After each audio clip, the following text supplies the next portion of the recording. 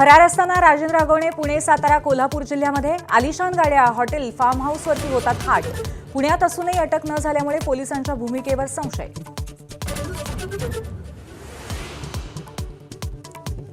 वैष्णवी हगवणे आत्महत्या प्रकरणात सासरा राजेंद्र हगवणे आणि दीर सुशील हगवणेला अखेर अटक. राजेंद्र हगवणेला 7 दिवसांनी स्वारगेटमधनं बेड्या.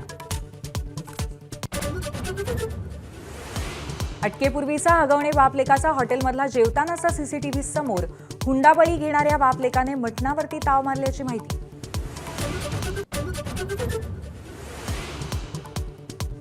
अटकेपूर्वी हगवणे कुटुंबियांना व्हीआयपी ट्रीटमेंट दिल्याचा अनिल कसपटेंचा आरोप. पोलिसांच्या भूमिकेवरही प्रश्नचिन्ह आणि आरोपींना कठोर शिक्षा देण्याची मागणी. हगवणे कुटुंबावरती कडक कारवाई होणार. उपमुख्यमंत्री अजित पवारांचं आश्वासन. संबंध नसताना आपल्याला दोषी धरलं जात असल्याची नाराजी. तर अजित पवारांच्या विधानाला फडणवीसांचाही दुजोरा.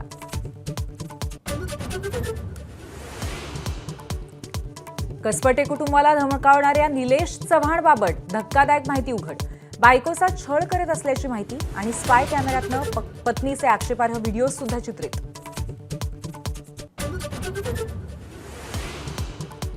नाशिकच्या जिंदाल कंपनीला लागलेली आग गेल्या 55 तासानंतर आटोक्यात. कूलिंगचं काम सुरू. आग नियंत्रणात आल्यामुळे संभाव्य धोका टळला.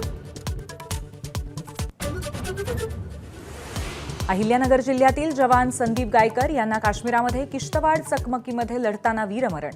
उद्या सकाळी मूळ गावी अंत्यसंस्कार. जम्मूमध्ये लष्करातर्फे मानवंदना.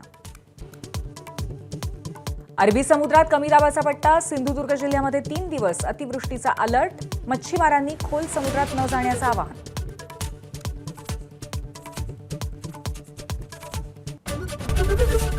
एबीपी माझा, उघडा डोळे बघा नीट.